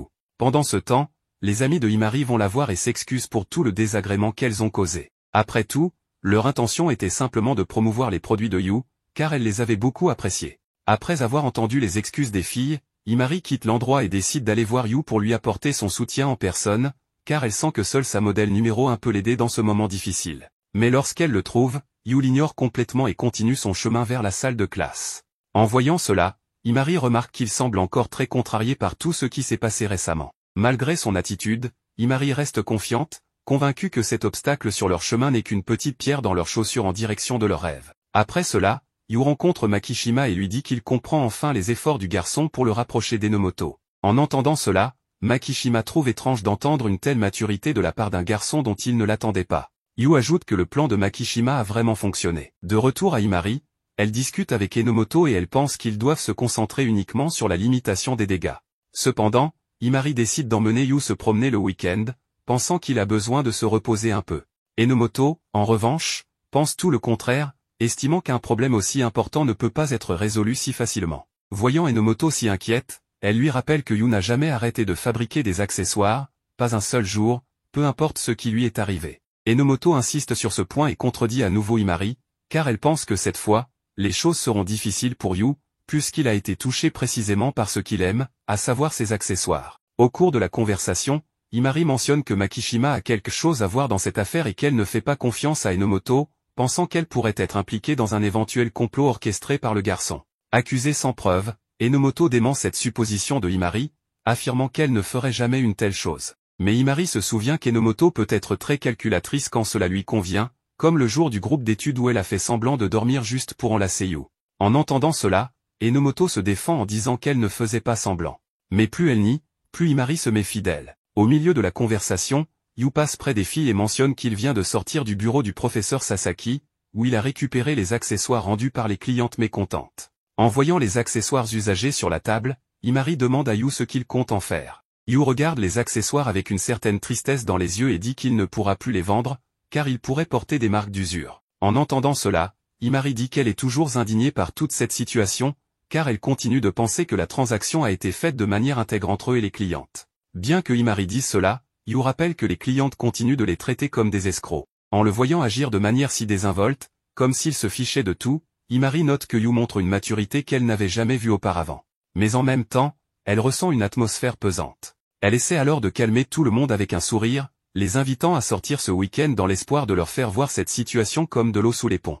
En entendant cela, Enomoto adhère à l'idée de Imari et propose qu'ils se retrouvent à la boutique de thé du centre commercial. Yu, brisant le silence, annonce qu'il envisage d'arrêter la boutique jusqu'à ce qu'ils obtiennent leur diplôme. En voyant qu'il est sur le point de prendre une décision aussi drastique, Imari pense qu'il plaisante et lui demande d'arrêter. Mais le garçon précise qu'il est sérieux, car il sent qu'il a mal commencé sa vie d'entrepreneur. Il aurait dû d'abord terminer ses études avant de se lancer dans cette carrière. Lorsqu'elle réalise qu'il parle sérieusement, Imari tente de le convaincre de continuer avec la boutique, lui rappelant que le professeur Sasaki lui-même a dit qu'il n'y avait aucun problème à ce que la boutique continue de fonctionner en ligne. Mais Yu insiste sur le fait qu'il ne veut pas continuer, car les gens continueraient à le regarder bizarrement, comme ils le font déjà. De plus, il sait que les gens parlent mal de lui dans son dos, même s'ils n'osent pas lui parler directement. En entendant cela, Enomoto lui conseille d'ignorer ces personnes et leurs opinions stériles. Mais Yu confesse qu'il n'est pas assez fort psychologiquement pour supporter autant de coups. Himari essaie de le calmer avec du yaourt, sans succès. Yu dit que le rêve d'ouvrir cette boutique d'accessoires est le sien, donc il doit continuer quand il se sentira prêt. Plus tard, Himari, allongé sur son lit, pense encore à ce que Yu lui a dit. Soudain, Hibari vient la voir pour mieux comprendre ce qui le contrarie. Apprenant que Yu envisage d'arrêter de fabriquer des accessoires à cause de tiers, Hibari dit à Himari qu'il oubliera bientôt cela et qu'en mûrissant, il se souviendra de cette histoire avec un sourire plutôt qu'avec de la rancune. Mais Hibari ajoute que cela viendra avec le temps, et qu'aucune parole d'encouragement ne pourra aider Yu pour le moment. Hibari demande ce qu'il faut faire, et Himari répond qu'il ne faut pas se mêler de la vie de Yu pour l'instant, car, comme Hibari l'a dit, elle n'a pas le pouvoir de l'aider pour le moment. Mais Hibari la corrige, disant qu'elle peut quand même faire quelque chose pour aider. Le lendemain, Yu s'excuse auprès de Himari pour avoir crié sur elle la veille, pensant qu'il a exagéré, mais Himari lui demande ce qu'il en est de son idée concernant la boutique. Yu continue de penser à mettre la boutique de côté jusqu'à l'obtention de leur diplôme. En entendant cela, Himari dit qu'elle cessera d'être son amie jusqu'à l'obtention du diplôme également, car s'il abandonne la création d'accessoires, elle ne le verra plus que comme une connaissance. Après tout, le rêve d'ouvrir une boutique avec lui est aussi le sien, et elle affirme qu'il a tort de décider d'arrêter tout seul. À la fin de la classe, Yu et Enomoto se retrouvent chez lui pour jouer et discuter un peu. Il essaie de montrer qu'il s'amuse avec elle, comme pour prouver qu'il peut s'amuser même sans travailler sur la boutique. Mais remarquant une certaine fausseté dans son regard, Enomoto lui dit qu'il ne ment pas aussi bien qu'il le pense, car il est évident qu'il s'amuse beaucoup plus en fabriquant des accessoires. En entendant cela, Yu rappelle qu'il a fermé la boutique la semaine dernière et espère ne plus avoir à revivre ce qu'il a traversé. Mais Enomoto refuse de croire qu'il est si faible et lui rappelle qu'il a supporté Himari pendant 2 ans entiers au travail, ce qui fait de lui un professionnel parfaitement équilibré. Yu tente de détourner la conversation, disant que cela n'a rien à voir avec elle. Mais Enomoto dit le contraire, car elle a elle-même décidé d'être la numéro 1 pour Yu et Himari. En approfondissant la discussion, Yu confesse qu'il n'a jamais vu un grand dessin dans la fabrication des accessoires. Il les faisait uniquement pour garder Himari près de lui, car elle a toujours aimé ses accessoires. Il admet qu'il se sentait mal de faire des accessoires pour des couples qui ne l'intéressaient pas, comme s'il utilisait ces couples comme un tremplin pour continuer à faire des accessoires et garder Himari près de lui. En réalisant que ses sentiments pour les accessoires n'étaient pas vraiment authentiques,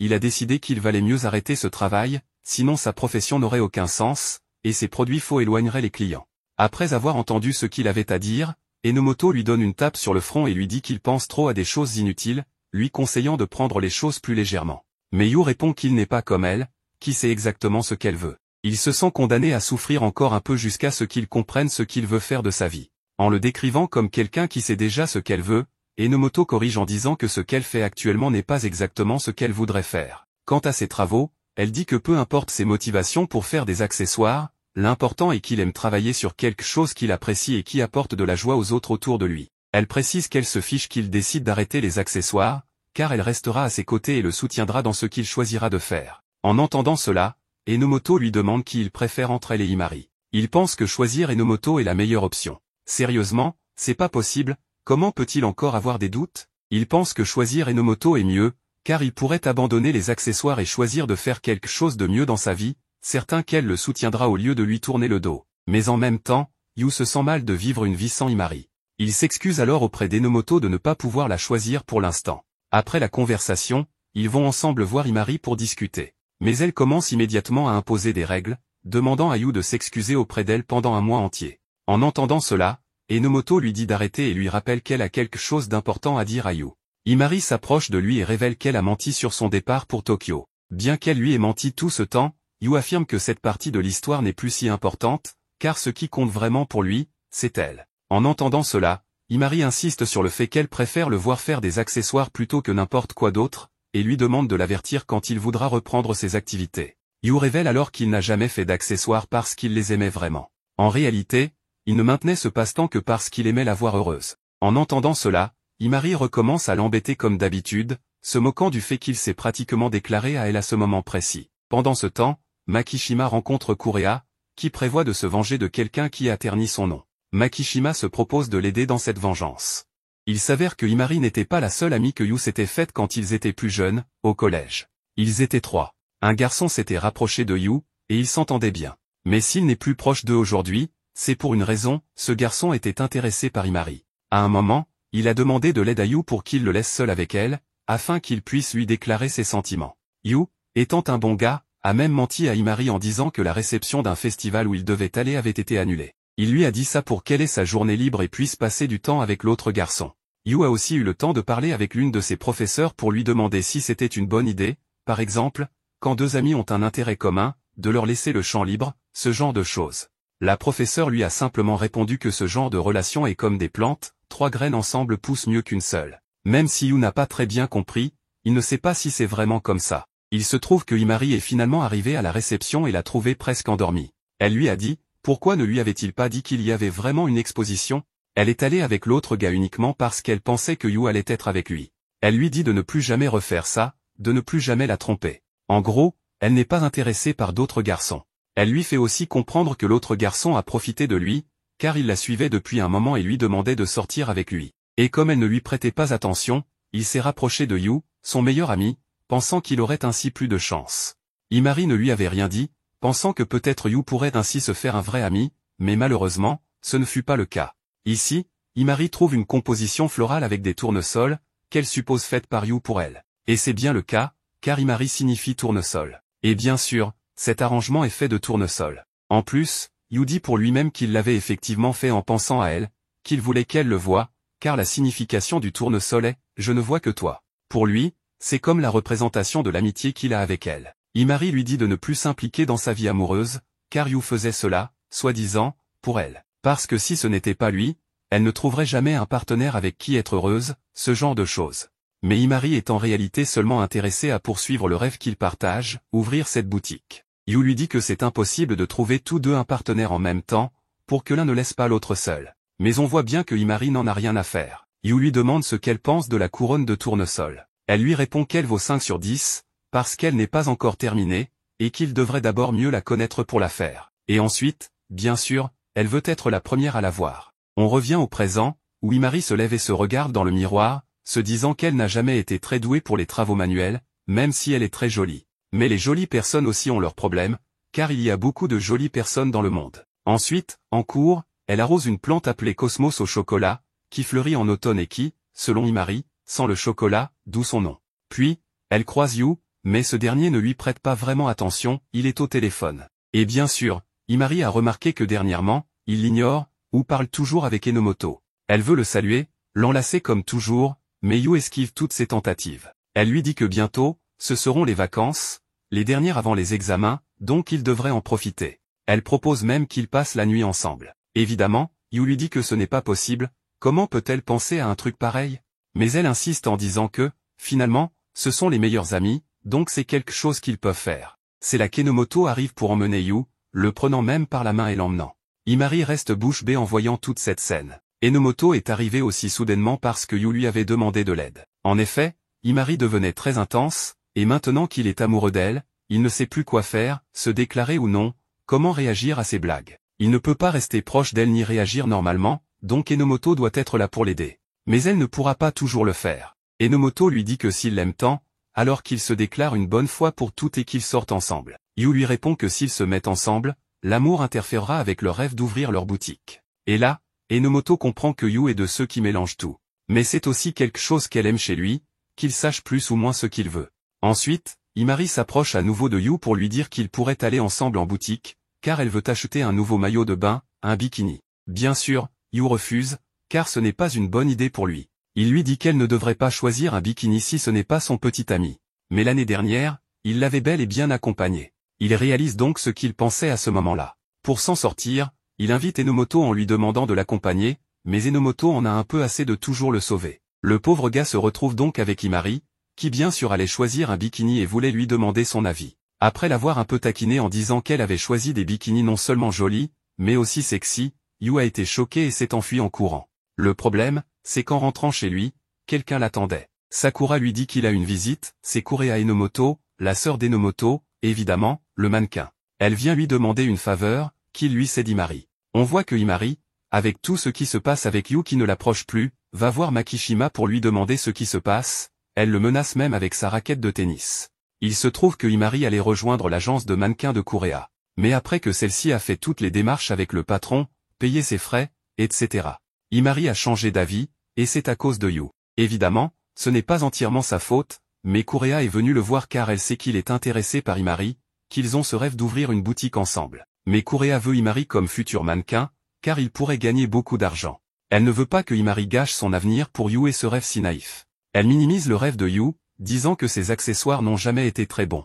Elle lui offre même beaucoup d'argent provenant des futurs gains qu'elle aura avec Himari dans son agence de mannequins. Mais Yu, bien entendu, ne veut pas vendre Himari, ce n'est pas un objet. Mais c'est là que Kurea sort ses armes, elle lui dit qu'Himari n'aura jamais de succès si elle continue de le soutenir, de rester accrochée à lui, et de s'investir dans des accessoires aussi médiocres. Et au fond, elle sait très bien pourquoi Yu ne veut pas la laisser partir, ce n'est pas à cause des accessoires ni de la boutique. C'est parce qu'il est amoureux d'elle. Alors elle lui dit, si tu veux vraiment lui consacrer ta vie, laisse-la partir. Parce qu'au final, tu n'arrives même pas à te décider. Alors que Yu commence à sombrer, en se demandant si Kurea n'a pas raison, Hibari débarque pour l'empêcher de se faire manipuler davantage. Il refuse que Kurea le touche ou le fasse douter encore plus.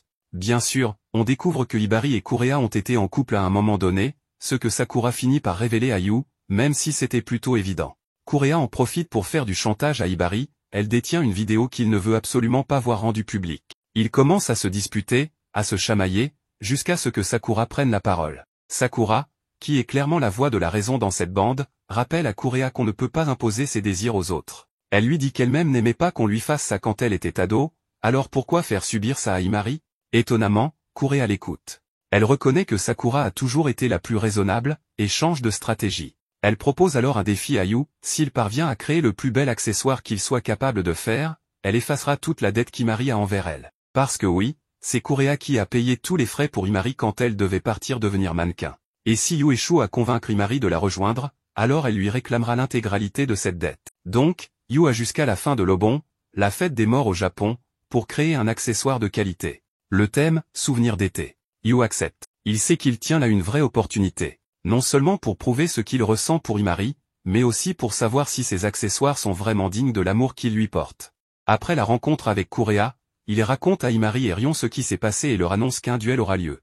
Himari pense que tout ça est de la faute de son frère, ou du moins qu'il a aggravé les choses, et elle sait qu'ils n'ont aucune chance de gagner si Kurea est la juge. Du coup, Himari décide que le mieux est de refuser de participer et de laisser Hibari assumer tout ce bazar. Son frère lui rappelle que tout ce merdier a commencé à cause de son caprice de partir à Tokyo, et il la force à prendre ses responsabilités. Rion n'arrive pas à croire dans quel pétrin ils se sont fourrés à cause de sa sœur. Sakura leur dit que Kurea fera tout ce qu'il faut pour gagner, c'est comme ça qu'elle est arrivée au sommet, elle a analysé toute son énergie négative et l'a canalisée dans son objectif. C'est tout le contraire de Yu, qui se bat pour les gens qui le soutiennent, alors qu'elle, elle se motive avec les moqueries.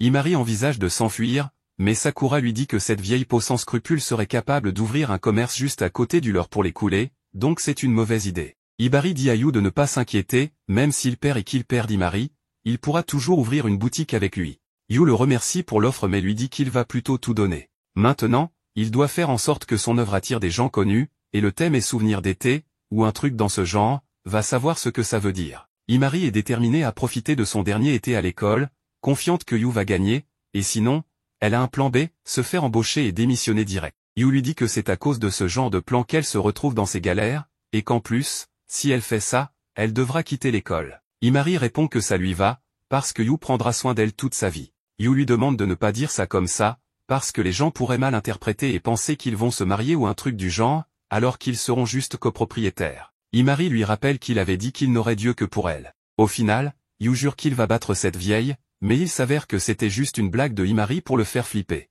Encore une de ces blagues, et là, elle l'a bien eu, il était complètement à découvert. Rion arrive, et après avoir fait une prise de catch légendaire à Himari, elle est prête à chercher des souvenirs d'été. D'un autre côté, Hibari va voir Makishima pour discuter, sachant qu'il est plus ou moins derrière tout ça. Il essaie de semer la zizanie et lui dit que Kurea l'a apparemment mis sur la touche. En effet, Makishima avait proposé son aide à Kurea, mais elle l'a envoyé balader. Malgré tout, Makishima lui dit qu'il est dans une situation encore pire, car il sait qu'on l'a fait chanter avec une vidéo pour qu'il fasse ce qu'elle veut. Makishima affirme qu'il ne se laissera pas intimider pour rester en dehors, parce que même s'il soutient Yu, il soutient Rion encore plus. Les protagonistes vont dans un café pour réfléchir à des idées. Himari propose de s'inspirer de paysages et de tout condenser dans une fleur, ce qu'elle pense savoir bien faire. Elle suggère que Rion et elle réfléchissent ensemble, mais Rion n'est pas super chaude, parce qu'elle ne pense qu'à des trucs cochons. Himari dit que c'est faux, mais elle commence à s'imaginer une situation, il fait sombre, elle se met dans la peau d'un mec qui raccompagne sa meilleure amie chez elle, il commence à pleuvoir, il trouve un abri, mais il ne peut s'empêcher de regarder sa chemise qui devient transparente. Effectivement, Imari pense à des trucs cochons. Rion commence à se dire qu'elle ne veut pas être comme Imari, mais celle-ci lui dit de ne pas jouer les saintes nitouches et de penser à une histoire de voir si elle est si forte que ça. Rion réfléchit et dit qu'elle se fiche de l'endroit, du moment que sa première fois est avec Yu. Après ça, elles vont à la plage, où Rion et Imari s'amusent à s'éclabousser. Yu en profite pour prendre des photos, qui pourraient servir pour le projet, ou pas, mais bon, c'est toujours cool d'avoir des photos de ses amis trempés. Rion dit à Imari qu'elle a exagéré avec l'eau, et Imari propose d'aller chez elle pour se changer. Rion répond que ses vêtements ne lui iraient pas, parce qu'elle a de quoi remplir un haut.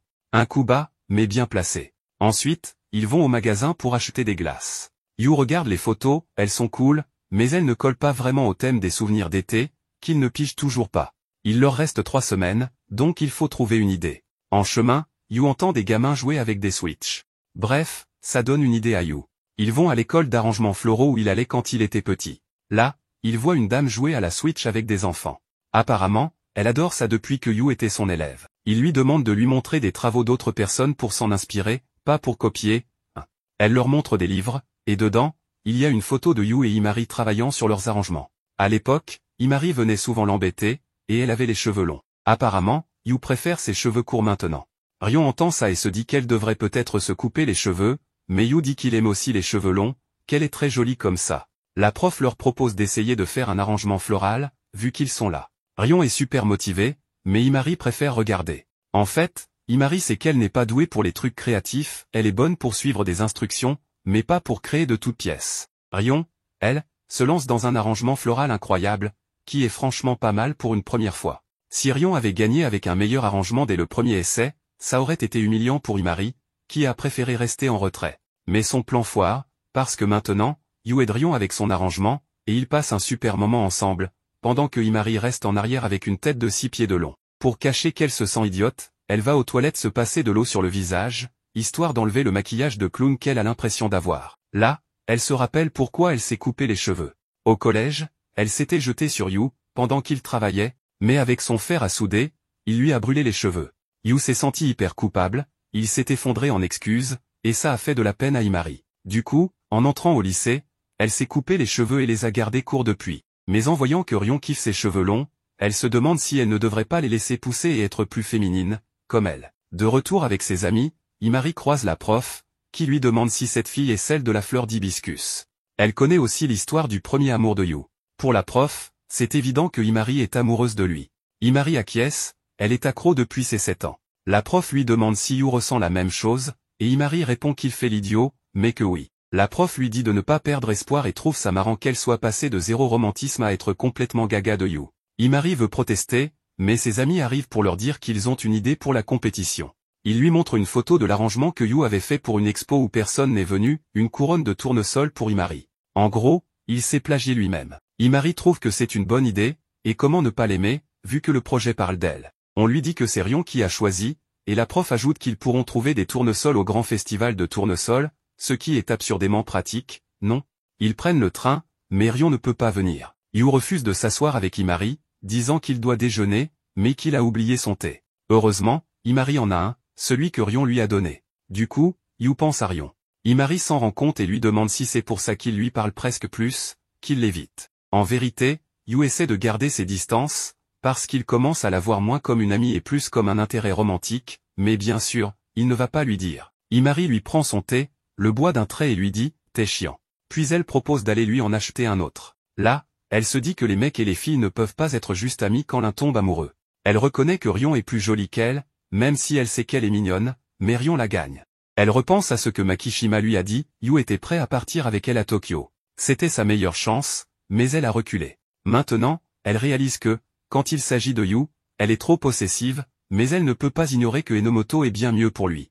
Au festival, Yu est surexcité en voyant tous ces tournesols. Il cherche les meilleurs pour leur projet. Yu examine chaque fleur jusqu'à en trouver une, qu'il trouve parfaite. Il décide de la prendre, mais veut continuer à chercher. En chemin, Imari lui parle, mais le mec est tellement absorbé par les fleurs qu'il ne l'écoute pas. Ça rend Imari jalouse des fleurs, carrément toxiques. Mais elle se dit que c'est le moment de lui avouer ses sentiments, tout bas, en lui demandant d'arrêter de regarder les fleurs et de la regarder, elle. Comme il ne réagit pas, elle pense qu'il ne l'a pas entendu et veut partir. Mais Yu répond, agacé, en lui demandant si c'est encore une de ses blagues, qu'ils sont dans un moment important et qu'ils doivent trouver les meilleures fleurs. Évidemment, ça énerve Imari, qui part en courant de la manière la plus dramatique possible. Et comme elle court dramatiquement, elle se casse la gueule tout aussi dramatiquement. Franchement, elle l'a cherché, toujours avec ses blagues à la con, et maintenant qu'elle est sérieuse, on l'envoie balader. Imari commence à jurer comme un charretier, elle enlève le collier que Yu lui avait offert et se dit que, quoi qu'elle fasse, elle n'arrive pas à lui faire comprendre qu'elle l'aime vraiment.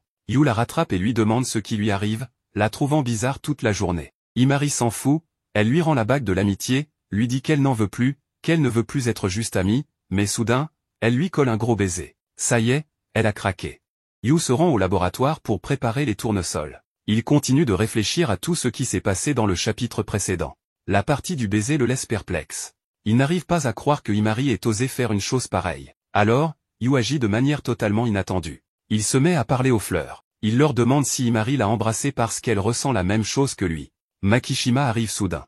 Il trouve que c'est vraiment bizarre de le voir parler à ses fleurs. Yu lui rétorque qu'il sait très bien ce qu'il mijote. Il pense qu'il travaille avec Kurea pour lui jouer un mauvais tour. Makishima nie catégoriquement. C'était effectivement son plan initial, mais il a juste soutiré des informations à Kurea avant de l'envoyer balader. Yu lui demande pourquoi il ne l'a pas convaincu de ne rien faire. Makishima répond qu'il refuse d'aller à l'encontre de ses désirs. Il l'aime profondément. C'est aussi soudain que ça. On peut à peine croire ce que cet ami vient de confesser. Makishima change de sujet. Il lui demande comment ils en sont venus à s'embrasser avec Imari. Yu essaie de faire l'innocent. C'est peine perdue. Makishima l'a entendu se confier aux fleurs. Yu lui explique qu'ils n'avaient rien planifié. Ils étaient allés chercher des tournesols. Les choses ont dérapé. Makishima lui dit que, désormais, ils ne peuvent plus continuer à jouer les simples amis. Il lui suggère de se concentrer sur ce qu'il fait. Yu reconnaît qu'il a raison.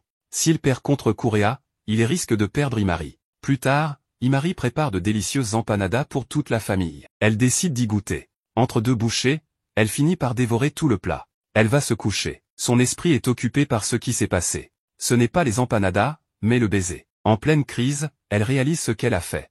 Incapable de trouver comment reprendre leur amitié, elle hésite même à envoyer un message. L'idée de rédiger quelques mots pour que cela se reproduise, ou pour demander si elle doit rendre ce baiser, lui traverse l'esprit, sans qu'elle ose appuyer sur envoyer. Soudain, un coup retentit, Imari frappe à la porte. Imari sait qu'elle ne doit pas être au courant. Elle tente de s'échapper par la fenêtre. Imari avait anticipé le coup et l'attendait déjà dehors. Imari le fit entrer et lui raconta ce qui s'était passé. Sans surprise, Imari haussa les épaules, la félicitant d'avoir enfin été honnête avec ses sentiments, avant d'ajouter qu'il allait maintenant dîner, car il y avait de délicieuses empanadas. En entendant cela, Imari se fiche car elle a tout mangé, et une fois dans la cuisine, Imari crie de douleur pour ses empanadas. Le lendemain, au laboratoire de sciences, Yu se demande si les tournesols sont prêts. Il est incapable de penser à autre chose qu'à Imari. Il ne peut pas se concentrer. Rion arrive. Il lui demande comment ça avance. Il propose d'aller manger avec lui. Yu lui confie qu'il n'est pas sûr de devoir sortir les tournesols maintenant. Il craint que ce pressé ne lui porte préjudice. Rion remarque les tournesols qu'ils ont apportés. Il lui demande si ce sont ceux qu'ils ont choisis pendant qu'ils s'embrassaient. Yu précise que non. Ils ont d'abord choisi les fleurs. Ensuite seulement est venu le baiser. Rion lui lance alors le couvercle de son bento. Il s'assoit pour déjeuner. Yu lui demande si Makishima lui a tout raconté. Rion confirme. Il aurait préféré être là pour empêcher Imari de prendre l'avantage. Yu avoue qu'il envisage de confesser ses sentiments à Imari. Rion trouve que c'est une bonne idée. Rien dans cette situation ne le dérange. Peu importe ce qui se passe entre eux, cela n'altère pas ce qu'elle ressent pour lui. Son plan est de rester la meilleure amie de Imari. Si nécessaire, elle la convaincra d'envisager une relation polyamoureuse. Rion termine son déjeuner. Elle retourne à la répétition de son groupe. En sortant, elle croise Imari. Elle lui fait une grimace. Cette fois avec beaucoup de colère. Elle veut lui apprendre à ne pas profiter d'une absence. Imari se met à arroser les fleurs. Elle se motive pour lui dire qu'ils ne peuvent pas faire comme si de rien n'était. Elle ne veut pas précipiter les choses. Elle décidera de lui en parler une fois qu'il aura battu Kurea. Elle ne sait plus quoi dire ni quoi faire pour changer de sujet. Elle pense que c'est le bon moment pour sortir les tournesols. Imari lui demande ce qu'il compte faire avec eux. Yu répond qu'il veut en faire une tiare. Imari adore l'idée. Elle trouve que c'est vraiment génial. Ensuite, ils vont chez McDonald's pour discuter de leurs vacances. Imari annonce qu'elle partira avec son père, qui est libre. Rion aidera à la boutique familiale, très fréquentée pendant cette période. Il explique qu'il ne pourra pas travailler chez lui avec ses sœurs en visite. L'école sera fermée. Il a besoin d'un autre endroit. Imari trouve ça trop court. Elle propose de demander à Imari s'il peut travailler chez elle. Elle lui fait un clin d'œil complice. C'est une sacrée bonne idée. Le lendemain, Yu commence à travailler chez Imari et pour l'encourager, Hibari commande même un buffet de sushi. Si les autres se relâchent, ce gars risque de tout dévorer. Après plusieurs jours de travail, la tiare est terminée. Elle est magnifique. Il ne reste que 3 jours avant l'affrontement avec Kureha. Heureusement, tout semble prêt. Enfin, pas tout à fait. Pendant que Hibari boit un verre et félicite Yu pour sa superbe tiare, il remarque que les tournesols se dessèchent. Ils perdent leur humidité interne parce que Yu les a sortis trop tôt. Il l'a fait par timidité. Il a utilisé les tournesols comme prétexte pour éviter d'aborder le sujet avec Hibari. Yu ne peut plus les améliorer. Il n'a plus de tournesol de rechange. Hibari propose d'aller en acheter avec la voiture. Yu lui rappelle qu'au Japon, conduire après avoir bu est impensable. Il commande un Uber. Yu travaille d'arrache-pied les jours suivants pour refaire la tiare. Hibari passe voir l'avancement. Himari, qui dormait là, se réveille pour admirer le résultat. Elle est réussie, mais Hibari et Yu trouvent qu'ils préféraient l'autre. Il la porte à Kureha pour qu'elle juge. Dès qu'elle la voit, elle reconnaît qu'elle est très jolie. Elle demande à en avoir une aussi. Elle admet qu'elle surpasse celle vendue en magasin. Yu savoure presque sa victoire. Mais Kureha le stoppe net. Elle dit que la tiare ne suffit pas. Il proteste, et la juge injuste. Kureha rétorque qu'elle ne l'est pas. Elle était prête à lui accorder la victoire. Elle lui reproche de ne pas donner le meilleur de lui-même. Il a utilisé une pièce défectueuse. Elle lui demande pourquoi il a remplacé la tiare. Sakura lui a raconté que l'autre s'était desséché. Elle l'accuse de vouloir la tromper. Elle dit que cela n'a plus d'importance. Le temps est écoulé. Pour une raison étrange, elle le déclare perdant. Elle s'en va, furieuse. Yu interpelle sa sœur. Il veut comprendre pourquoi elle lui fait ça. Elle répond que s'il ne prend pas son travail au sérieux, autant abandonner. Il insiste. Il se consacre à fond. Sakura sort une boîte contenant des accessoires retournés. Elle critique leur qualité médiocre. Certains se dessèchent, d'autres ont des pétales abîmés. Elle lui reproche d'avoir des problèmes soudains à cause de ses distractions amoureuses. Cela nuit à son travail. Elle ajoute que, malgré son rêve en jeu, il n'a pas pris ce duel au sérieux. Si sa romance le tente, tant mieux, mais qu'il arrête de vendre de la camelote. Yu est dévasté. Il dit à Himari qu'il devait se déclarer après ça. Il annule tout. Himari le regarde avec une expression confuse. Elle ne comprend pas ce qui a mal tourné. Le lendemain, Himari rend visite à Makishima. Elle lui dit qu'elle n'a aucune intention d'aller à Tokyo. Makishima jure une fois de plus qu'il n'a rien à voir avec tout ça. Son vrai plan commence maintenant.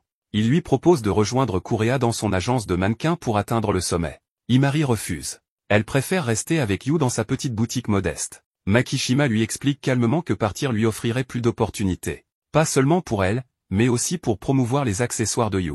Il insiste. Son charme est sa meilleure arme. Avec Kureha, elle apprendrait à l'exploiter. Himari répond qu'ils doivent rester pour soutenir Yu. Makishima rétorque que ce n'est pas nécessaire. Rion est là pour ça. Himari s'énerve. Elle lui dit de faire ce qu'il veut. Makishima précise qu'il ne lui demande pas de tout donner. Juste de prêter un peu de temps. S'ils sont aussi proches qu'ils le pensent, rien ne changera. Il ajoute que si, après avoir réalisé leur rêve, elle l'aime toujours, il jure par les 5 dieux de tout faire pour qu'elle finisse avec Yu. Il s'en va. Il la laisse réfléchir seule. Himari se sent coupable. Elle sait que c'est sa faute s'il s'est déconcentré au travail. Les câlins, les baisers, les distractions. Elle va le voir pour une dernière promenade. Elle lui demande de ne pas la tromper pendant son absence. Yu lui répond qu'ils ne sont même pas ensemble. Donc cela ne compte pas comme une infidélité. Mais Himari sait qu'il est fou d'elle. Il a refusé Rion pour elle. Ils réfléchissent à leur situation. Ils se demandent s'ils sont toujours sur la voie de leur rêve. Peut-être pas comme prévu. Mais c'est encore le plan. Himari lui demande s'ils doivent prioriser leurs rêves individuels ou leurs rêves communs. Elle ajoute qu'il pourrait tout abandonner pour elle. Il nie. Il dit que seules les fleurs comptent. Même si c'était vrai, elle ne veut pas qu'il renonce à sa passion pour elle. Yu lui prend la main. Il déclare qu'ils doivent parier sur leur rêve partagé. Il sait ce qu'il doit faire. Il doute d'avoir la force de le réaliser. Bien qu'ils se séparent maintenant, il croit qu'ils se retrouveront dans une nouvelle vie.